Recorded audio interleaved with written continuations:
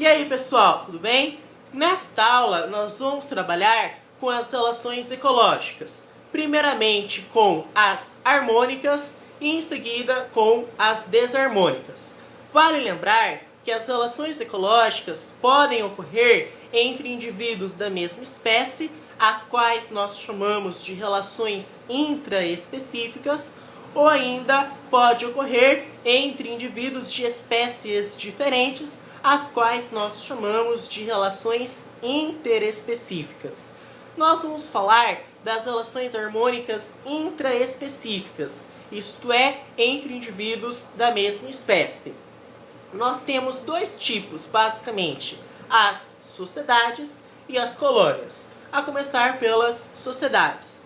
Nas sociedades, nós temos vários indivíduos trabalhando em prol de uma coletividade.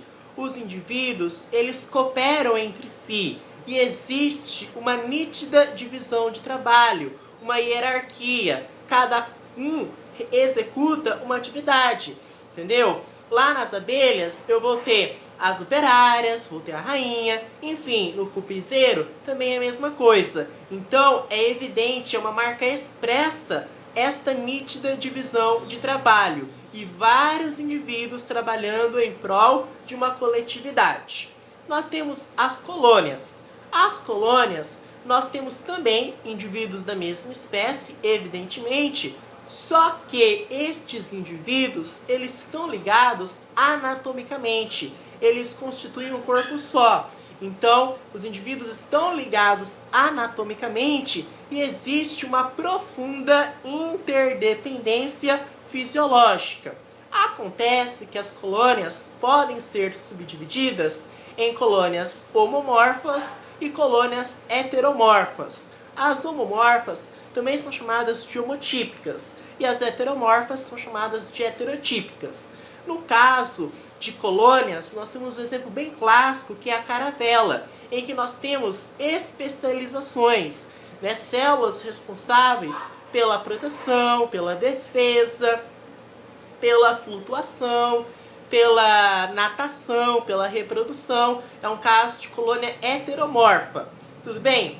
Bom, então nós falamos de sociedades e de colônias, tá? Nas sociedades há uma nítida divisão de trabalho, os indivíduos trabalham em prol de uma coletividade, eles cooperam entre si, e nas colônias os indivíduos estão ligados anatomicamente e existe uma profunda interdependência fisiológica. Tudo bem? Bom, agora nós vamos falar ainda das relações harmônicas, só que entre indivíduos de espécies diferentes, tá? Nós temos, por exemplo, a protocooperação. A protocooperação, os dois indivíduos da relação se dão bem, só que não é uma relação obrigatória. Se um deles morrer, tanto faz, a vida continua, a vida segue, tá? Um exemplo disso é o pássaro palito e o crocodilo africano. O pássaro palito vai lá e retira os restos alimentares do crocodilo africano. Em contrapartida, o crocodilo africano tem uma limpeza dos seus dentes, né? Então os dois saem no benefício. Um obtém alimento e o outro obtém limpeza. Então é uma protocooperação, porque os dois saem bem, só que se o pássaro palito morrer ou for embora, né, não vai alterar em nada, assim, ninguém não vai, entendeu? A vida continua, não é obrigatório, tem que ter ali necessariamente. Então isso é um exemplo de protocooperação. Tem também o anu e o gado. O anu vai lá e retira os carrapatos do gado, né? Então está obtendo alimento. E o gado, em contrapartida, está se livrando desses carrapatos. Então é uma relação harmônica em que os dois saem na vantagem, né? Só que não é obrigatório. Além do pássaro palito com o crocodilo e do anu com o gado, nós temos o pulgão com a formiga. O pulgão, ele vai lá na planta e retira a seiva elaborada. O excesso de seiva elaborada sai pelo ânus do pulgão. O que a formiga faz é lamber o ânus do pulgão. Dessa forma, a formiga, ela obtém alimento para o seu metabolismo, então ela sai ganhando e também o pulgão tem proteção. Então é uma protocooperação. Se um deles morrer, também, né, não vai fazer diferença, não é obrigatório, mas é uma ajuda em que os dois saem ganhando, tá? Nós temos também o caranguejo Bernardo eremita, panguro, né? E as actínias, que são os telenterados. O que acontece?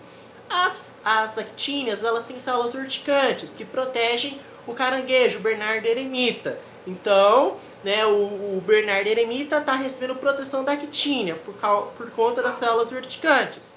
Em contrapartida, o caranguejo se locomove e isso facilita a captura de presa por parte da actínia. Então é um outro exemplo de protocooperação, tá? Então esses são os exemplos aí. A mutualismo é o casamento obrigatório, né? Os dois saem bem e é obrigatório. Exemplo clássico são os líquens, que é uma associação de algas com fungos. Nós temos também as micorrizas, que é uma associação de raízes de plantas com fungos, tá? Que são os mais famosos aí, tá? Então nós falamos de a protocooperação, mutualismo, tem o comenstalismo, que um sai ganhando para o outro indiferente. Exemplo clássico é o tubarão com a rêmora, que é o peixe piolho, né, que ele obtém restos alimentares. O tubarão, ele captura... É que é assim, o peixe remo, a rêmora do mar, peixe piolho, tem uma ventosa que gruda no tubarão, entendeu? Quando o tubarão obtém alimento, fica fácil para rêmora obter esse alimento, porque ela está pregada, ela está fixa ao tubarão. Então, quando o tubarão vai capturar uma presa, os restos alimentares ficam flutuando na água e isso permite com que a rêmora vá lá e ataque esse alimento. Tá? Ela tem um suporte no tubarão. Então a rêmora sai ganhando por conta do alimento e para o tubarão é indiferente. É um exemplo de comensalismo. A espécie beneficiada chama-se comensal, que é a rêmora do mar, que vai obter o alimento. Tá? Então isso aí é o comensalismo. Tem o inquilinismo, em que uma espécie serve de abrigo para outra. Tem o caso de orquídeas com bromélias, que é um caso de epifetismo, mas está dentro de inquilinismo, certo? E é basicamente isso. Bom, que mais nós podemos falar? Nós temos... essas são as relações harmônicas, tá? Aí nós temos as relações desarmônicas. Se for entre indivíduos da mesma espécie, nós temos canibalismo e competição entre indivíduos da mesma espécie. Canibalismo, um come o outro. A gente sempre lembra, né, lá do ser humano comendo o outro, né? A antropofagia, né, mas tem outros exemplos de canibalismo. É uma relação desarmônica né, entre indivíduos da mesma espécie. E competição entre indivíduos da mesma espécie, por exemplo, bois pastando ali no mato, né, vão pastar, eles estão competindo, são da mesma espécie, é um exemplo, né, de relação intraespecífica desarmônica. Bom, aí nós temos entre indivíduos de espécies diferentes, as desarmônicas, né? Nós vamos ter o amensalismo, também chamado de antibiose. Exemplo clássico é a maré vermelha, que se utiliza de toxinas que impedem o crescimento de algas.